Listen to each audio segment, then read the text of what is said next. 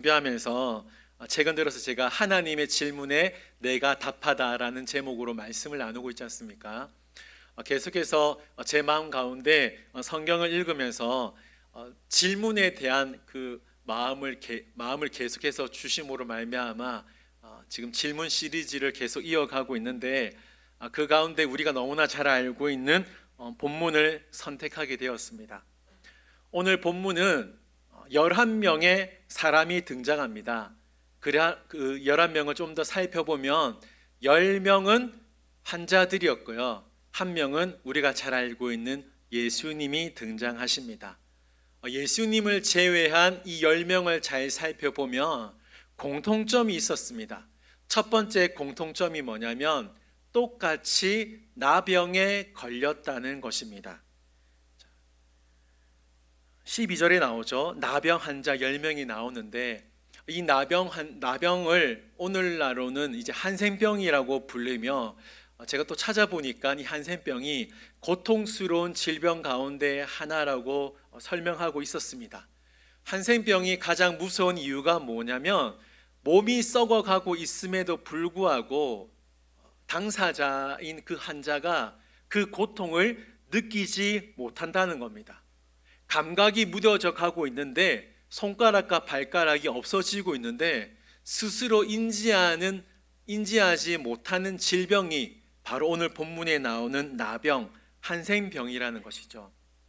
성경에서는 이 병을 부정한 병으로 간주하고 있기 때문에 사회와 격리될 수밖에 없고, 무엇보다 가족들과 격리될 수밖에 없습니다. 어떻게 보면 여러모로 불편할 수밖에 없지만 가장 불편한 건 뭘까요? 사람과의 단절이라는 겁니다. 그러니까 나병 환자 사람들끼리만 모여서 살 수 있었지 친구나 가족과 함께 살 수 없었던 병이 바로 나병이었다는 겁니다. 두 번째 공통점이 뭐냐면 이 10명은 똑같이 예수님을 만나게 되었다는 겁니다. 12절 13절 보겠습니다. 한 마을에 들어가시니 나병 환자 10명이 예수를 만나 멀리 서서, 13절입니다. 소리를 높여 이르되 예수 선생님이여 우리를 불쌍히 여기소서 하거늘. 아멘. 오늘 본문 말씀이 누가복음 17장입니다. 예수님께서 누가복음 17장 이전에 보시면 12년 동안 혈류증 걸린 여인을 고치셨습니다. 그리고 우리가 너무나 잘 알고 있는 물고기 2마리와 떡 5개로 오병이어의 기적, 5,000명을 먹이셨다는 거죠. 그리고 18년 동안 등이 꼬부라진 여인을 고치셨습니다. 근데 어떠한 일이 벌어지냐? 소문이 퍼질 수밖에 없었겠죠. 아마도 이 10명도 어느 시점부터 예수라는 한 사람의 소문을 듣게 되었다는 거죠. 그 소문이 뭐냐? 이 사람이 혈류증 걸린 사람을 고쳤다. 이 사람이 물고기 2마리와 떡 5마리로 5,000명을 먹였다. 그리고 등 꼬부라진 여인을 고쳤다. 이 소문이 퍼지고 퍼져서 결국에는 오늘 본문에 등장하는 나병 환자 10명에게 소식이 들렸다고 보여진다는 것이죠. 자, 그 소식을 들었을 때 여러분이 10명의 나병 환자 중에 한 명이라면 기분이 어떨 것 같습니까? 나도 예수님을 만나고 싶다. 나도 어쩌면 예수를 만나면 저들처럼 나음을 받을 수 있겠지, 고침받을 수 있겠지, 이 생각을 하지 않았겠습니까? 그런데 상상만 했던 현실이 그들 눈앞에 펼쳐지고 있다는 거죠. 그들 눈앞에 마침내 예수님이 나타나셨다는 겁니다. 그리고 이 10명의 나병 환자가 똑같이 소리를 지르게 되었습니다. 그 소리가 뭐냐면 주님, 우리를 불쌍히 여겨 주시옵소서. 똑같이 소리를 질렀다는 거죠. 자, 여러분 묻겠습니다. 이 소리의 의미는 뭘까요? 이 소리의 의미는 뭘까요? 뭘까요, 여러분? 네, 고쳐달라는 거죠. 하나님, 예수님, 우리를 고쳐주시고 우리를 제발 도와주십시오. 이 소리를 똑같이 내었다는 겁니다. 또 하나, 이들의 공통점이 뭐냐면 똑같이 소리 질렀을 뿐만 아니라 똑같이 그들이 회복되었다는 겁니다.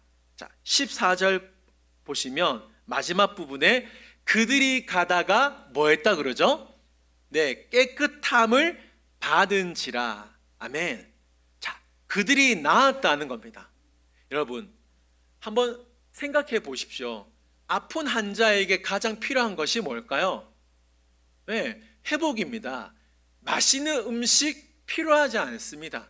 달콤한 휴식, 그게 필요한 것이 아니라 이들에게, 나병 환자에게 가장 필요한 것은 회복이었다는 것을 알 수 있습니다.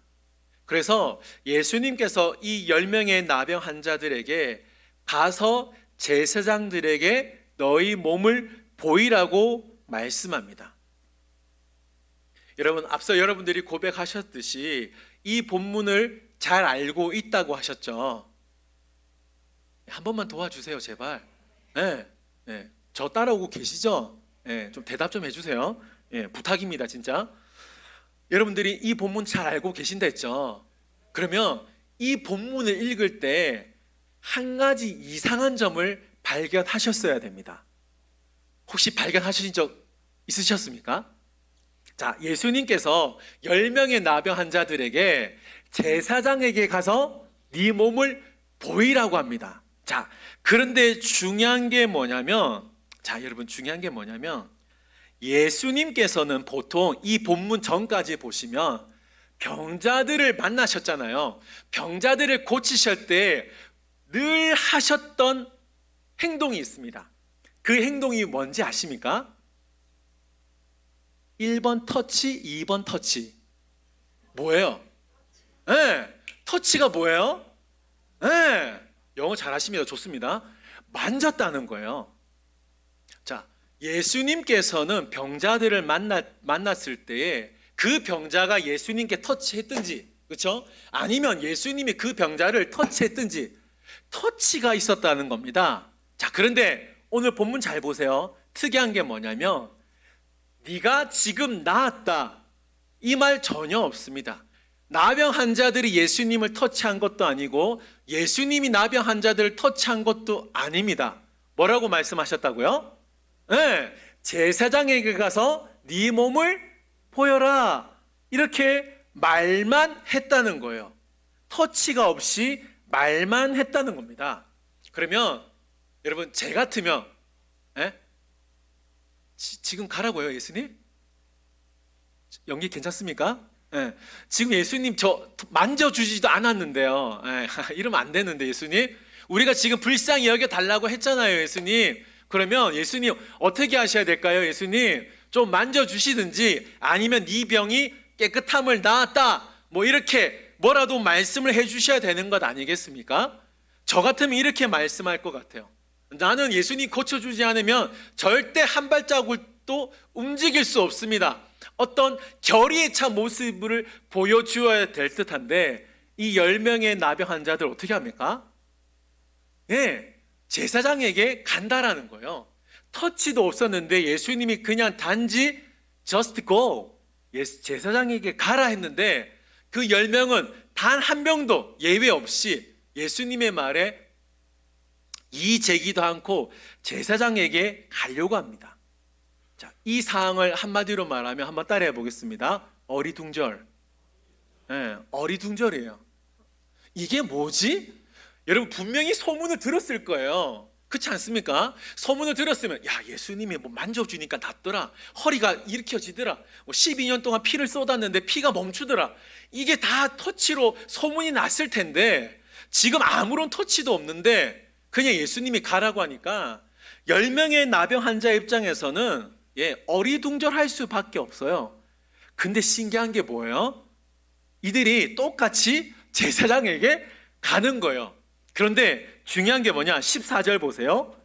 가다가가 중요합니다. 가다가 네, 우리 이은혜 권사님 말씀 보려고 지금 안경까지 꼈습니다. 좋은 모습 감사합니다. 네, 가다가예요. 가다가. 자, 이게 무슨 말이에요? 가다가 이거예요.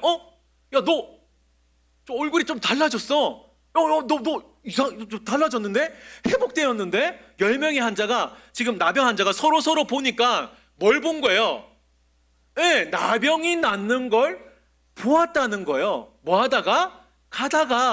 가다가 똑같이 회복이 일어났다라는 겁니다. 자, 그들에게 필요한 건 회복이라 그랬죠. 그런데 이 회복이 가다가 똑같이 10명의 나병 환자들에게 발생했다라는 겁니다. 여러분, 한번 상상해 보세요. 여러분이 간절하게 원하던 그 일이 눈으로 펼쳐진다고 상상해 보세요. 어떨까요? 기분 완전 잠깐만요. 기분 완전 엄청나게 좋을 겁니다. 하늘을 나르는 기분 아니겠습니까? 그러니까 그들이 진짜 완전히 회복되었다는 거예요. 오늘 본문을 잘 보시면 이 나병 환자가 얼마만큼 아팠는지, 몇 년 동안 아팠는지 전혀 언급하지 않습니다만, 분명한 사실은 예수님께서 이 10명의 나병 환자들을 똑같이 고통에서 회복시켜 주셨다는 겁니다.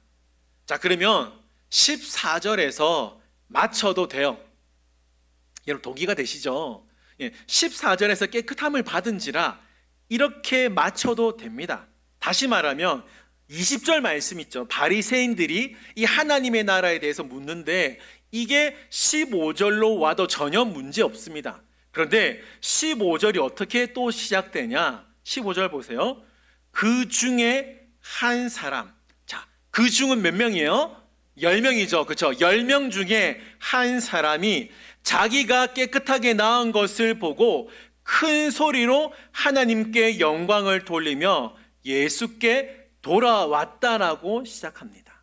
자, 14절까지는 10명의 나병 환자에게 집중하는데 15절부터 깨끗하게 나음 받은 환자 딱 한 사람에게 지금 집중하고 19절까지 이어지고 있다라는 겁니다.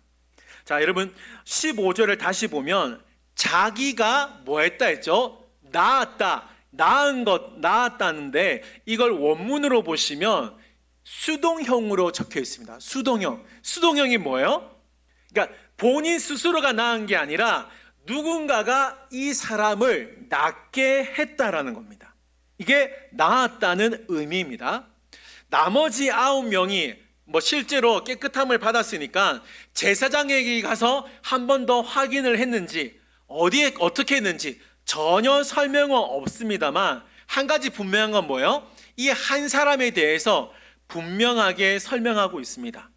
이 한 사람이 가장 먼저 낳은 한 사람인지 아니면 맨 마지막에 낳은 한 사람인지 어떤 건지 알 수 없지만 정확한 건 이 사람은 자기가 낳은 것을 보고 예수님께 돌아와 하나님께 영광을 돌렸다는 사실입니다. 자, 이제부터 중요합니다. 돌아와서 예수님께 영광을 돌렸는데 예수님의 반응을 보겠습니다. 17절 보세요. 17절 말씀 다 같이 읽겠습니다. 17절 시작.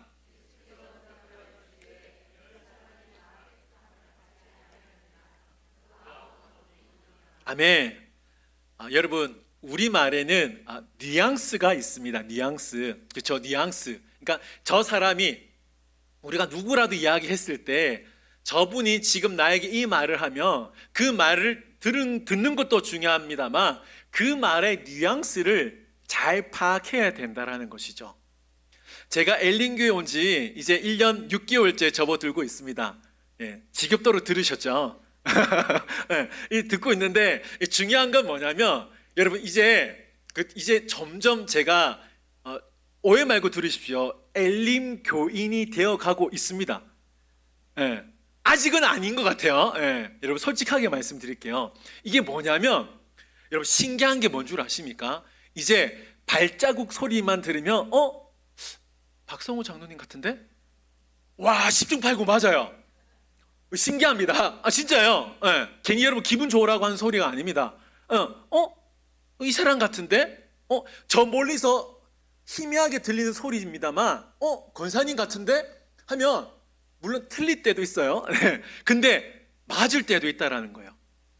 근데 또 신기한 건 그분들이 저에게 말을 하면서 제가 그 말의 뉘앙스를 곱씹고 있다라는 거죠.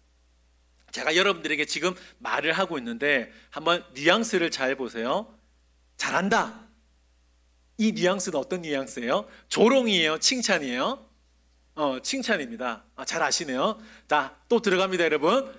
잘한다. 이건 칭찬이에요? 조롱이에요? 네, 우리 사모님 웃고 계신데, 네, 네, 비웃는 건 아니죠, 사모님. 네, 조롱입니다.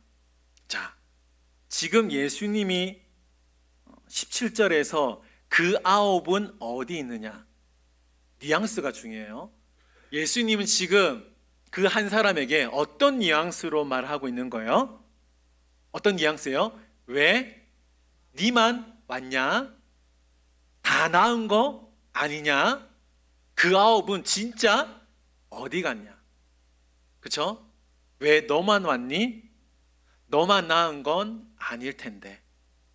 이 뉘앙스를 우리가 파악해야 된다는 거예요. 여러분, 우리가 지금까지 뭘 봤죠?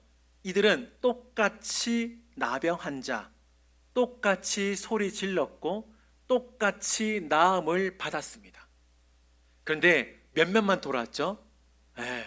한 명만 돌아온 것을 보았어요. 자, 지금부터는 9명과 1명으로 구분되고 있어요.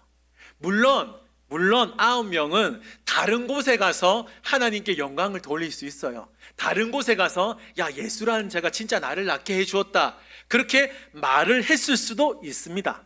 그러나 분명한 사실은 뭐예요? 오직 이 한 명만 지금 누가가 집중하고 있고 저와 여러분들에게 소개시켜 주고 있다라는 겁니다. 여러분, 중요한 질문입니다. 이 질문은 잘 생각해 보세요. 이 10명이 나오는데 9명과 1명 달라졌습니다. 그렇죠? 구분되는 기준이 뭐였습니까? 구분되는 기준이 뭐예요? 한번 따라해 보겠습니다. 선택. 예, 여러분 중요합니다. 10명이 나오는데 결국 9명과 1명으로 달라지는, 구분되는 정말 중요한 기준이 뭐냐? 선택이었다는 겁니다. 자, 이들은 똑같은 상황 가운데 있었지만 9명은 안 보입니다. 몰라요. 그런데 1명만 다른 선택을 함으로 말미암아 그 1명에 대해서 15절부터 19절까지 말씀하고 있다라는 거죠.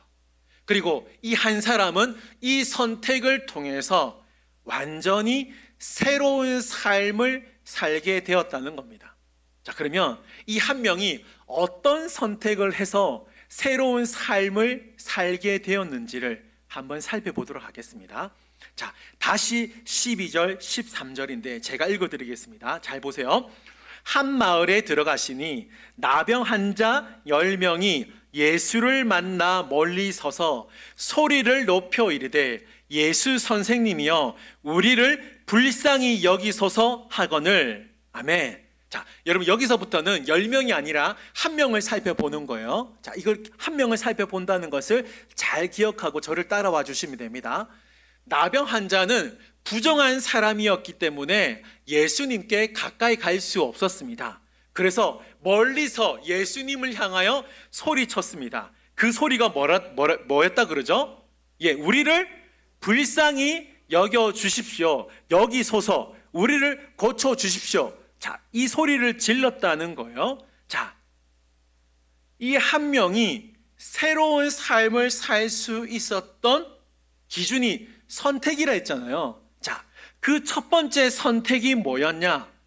우리를 불쌍히 여기소서. 이걸 다른 말로 하면 기도라고 표현할 수 있겠죠. 자, 이 1명이 새로운 인생, 그 삶 가운데 새로운 변화가 일어날 수 있었던 이유가 선택인데 그 첫 번째가 뭐냐? 기도를 선택했다라는 겁니다. 자, 이걸 우리에게 적용해 볼게요. 우리가 새로운 인생을 살기 위해서, 우리 삶 가운데 새로운 변화가 일어나기 위해서는 누가 기도해야 된다? 내가, 저와 여러분이 기도해야 된다는 겁니다. 바꾸어 말하면 저와 여러분들이 기도하지 않으면 인생을 살아가더라도 하나님이 주실 수 있는 새로운 변화는 절대 일어날 수 없다라는 겁니다. 또 바꾸고 이야기하면 우리가 기도하면 뭐가 일어난다고요? 새로운 변화가 일어난다는 사실을 꼭 기억하시기 바랍니다. 그러면 이 질문을 할 수밖에 없어요. 여러분, 저 한번 봐주세요. 네, 우리 공태훈 지사님부터 저 한번 봐주세요. 여러분, 요즘 기도하십니까? 기도하세요? 어떠세요? 정말 식사 기도 말고요. 식사 기도 말고요. 제가 설교를 준비하면서 또 자료를 한번 조사했는데 2023년 목회 데이터 연구소에서, 여러분 목회 데이터 연구소를 보시면 지금 기독교의 상황, 지금 한국교회의 문제, 지금 한국교회가 나아갈 방향에 대해서 아주 잘 설명해 준 데이터들이 정말 많습니다. 그래서 여러분들이 습관적으로 들어가시면 참 좋을 듯한데 저는 자주 들어가거든요. 2023년 목회 데이터 연구소에서 한국교회 명목상 교인 실태 조사를 했습니다. 그 목회 데이터 연구소에서 설문조사를 했는데 한국교회 출석 성도 1000명을 대상으로 설문조사를 했는데 그 설문조사를 했는 뭐냐? 성경을 매일 읽으십니까? 라고 물어보았습니다. 한번 보여주실까요? 우리 방송실. 자, 성경 읽는 시간. 자, 매일 읽는다 7.7%, 자주 읽는다 9.9%, 가끔 성경 읽는다 38.4%, 거의 안 읽는다 44%입니다.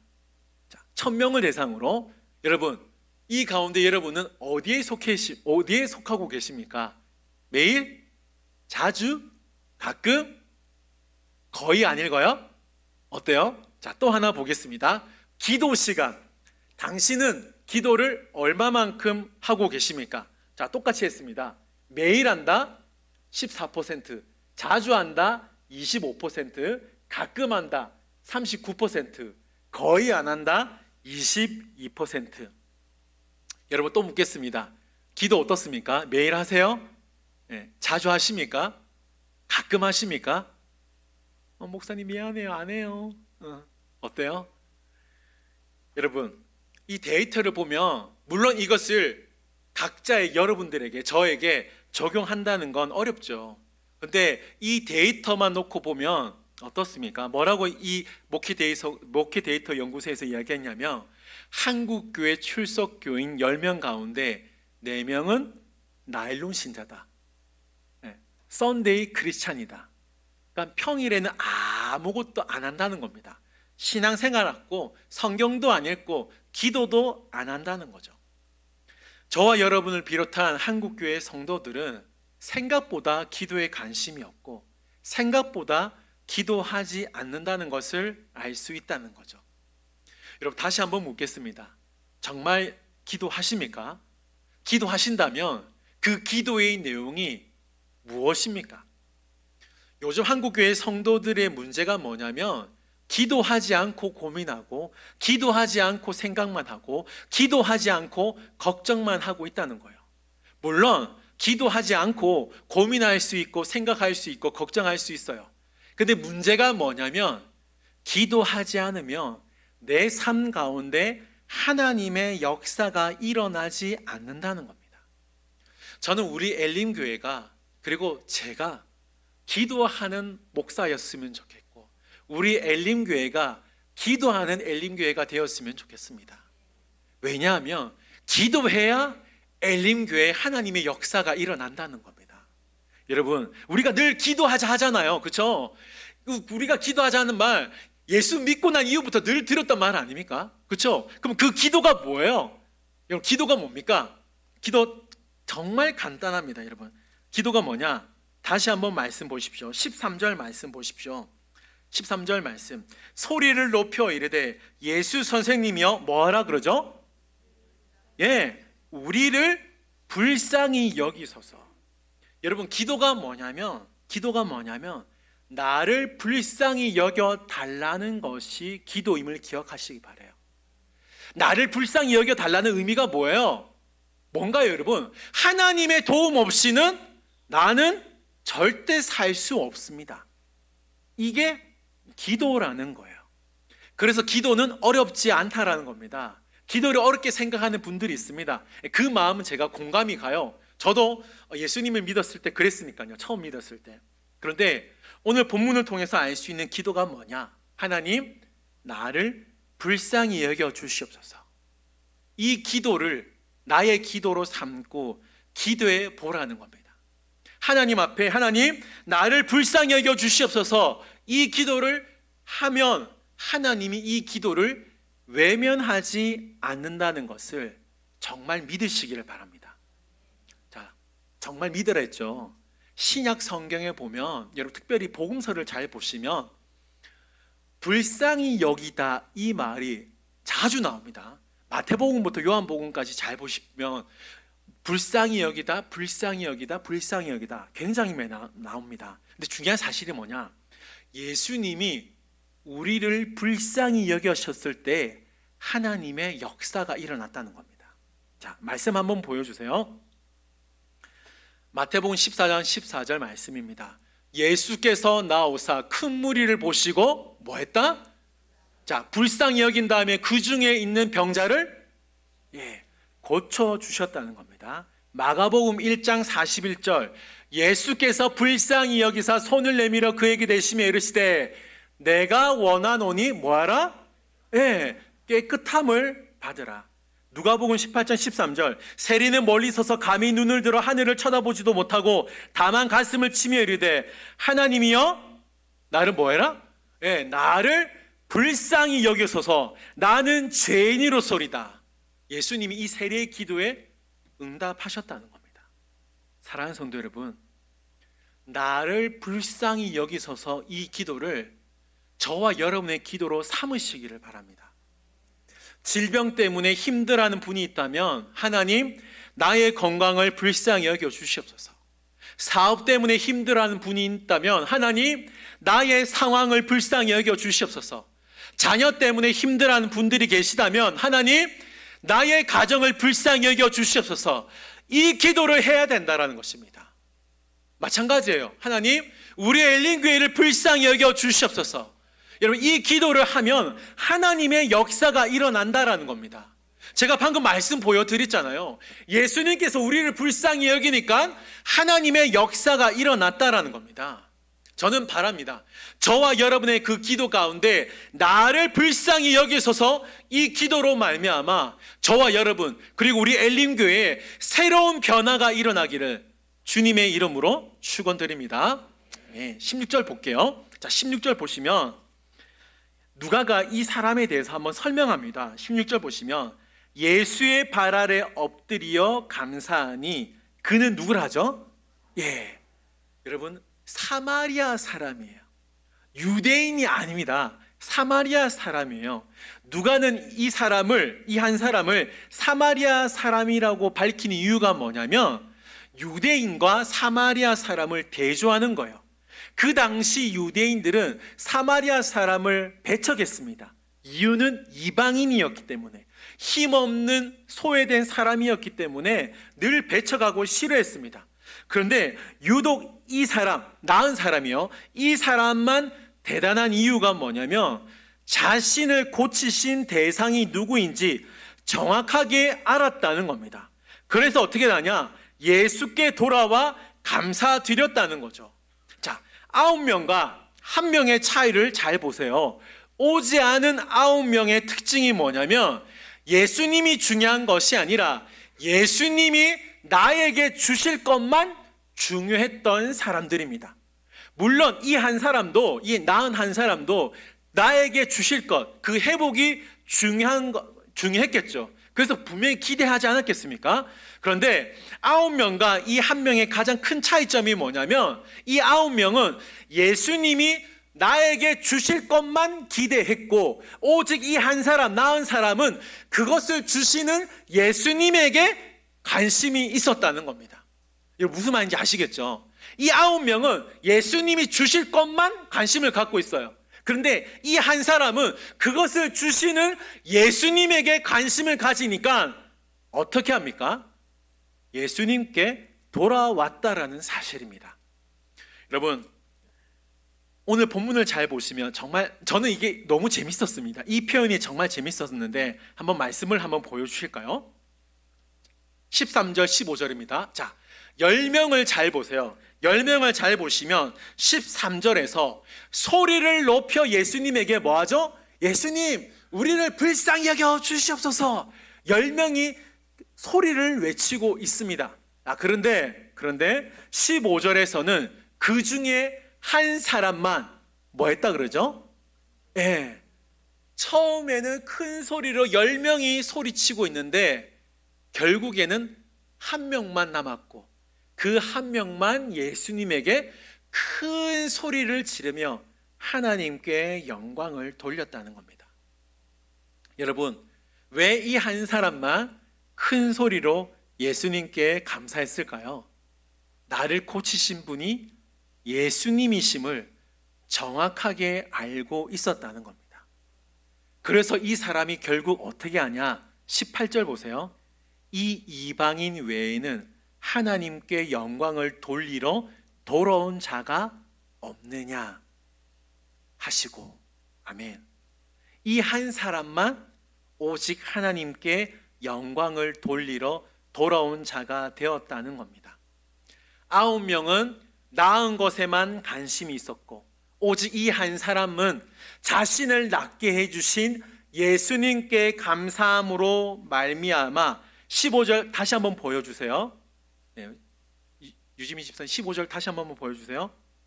네, 같이 그거 보여주셔야 됩니다. 예. 그 중에 한 사람이 자기가 낳은 것을 보고 큰 소리로 하나님께 영광을 돌리며 뭐라 그랬죠? 돌아와. 자, 15절 마지막 부분에 돌아왔다는 겁니다. 자, 여러분 체크해 주시면 좋습니다. 돌아와. 저는 이 장면을 좀 다르게 표현하면 이 한 사람만 방향을 잘 선택했다라고 표현하고 싶습니다. 자, 여러분 방향이 중요하다는 거예요. 돌아왔다는 겁니다. 여러분 야구 좋아하세요? 야구 좋아하세요? 예, 싫어하더라도 좀 예화를 들게요. 야구의 묘미는 홈런입니다. 그렇죠? 근데 홈런 정말 중요한데 홈런은 멀리 친다고 홈런이 아니에요. 홈런이 되려면 중요한 조건이 뭐냐? 방향이 맞아야 홈런이 될 수 있다라는 거죠. 방향이 틀리면 그 공은 어떤 공이 됩니까? 네, 파울이 되는 거라는 거예요. 이 9명 잘 보십시오. 이 9명은 하나님께 예수님께 처음에는 예수님을 보고 방향을 틀어서 예수님을 보고 예수님 우리를 낫게 해 주십시오 라고 했는데 결국 이 9명은 어떻게 합니까?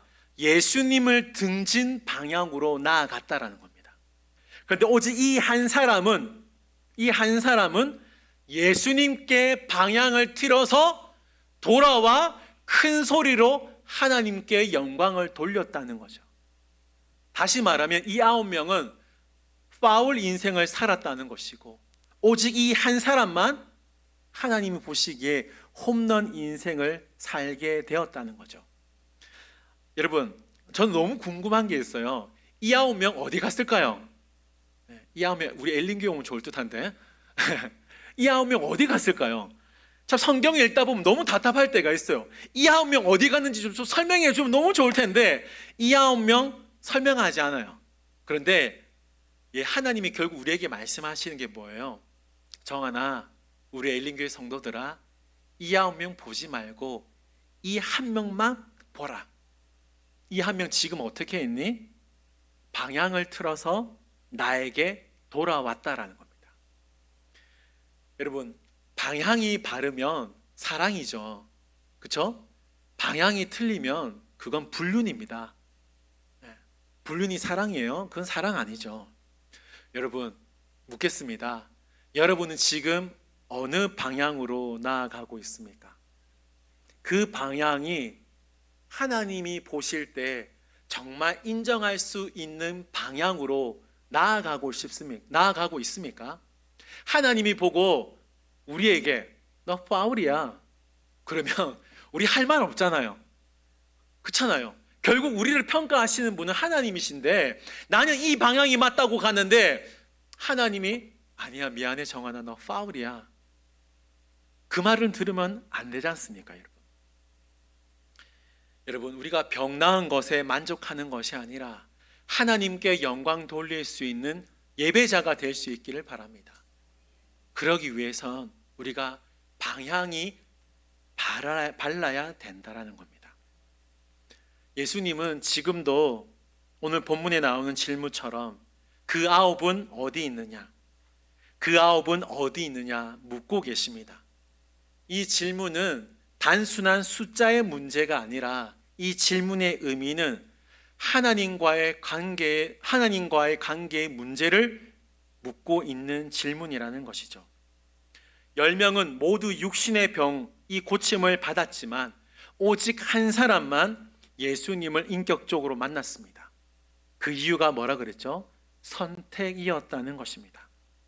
저는 저와 여러분들 그리고 우리 엘림교회가 어떠한 상황 가운데서도 주님 나를 불쌍히 여겨 주시옵소서, 이 기도를 선택할 수 있기를 바랍니다.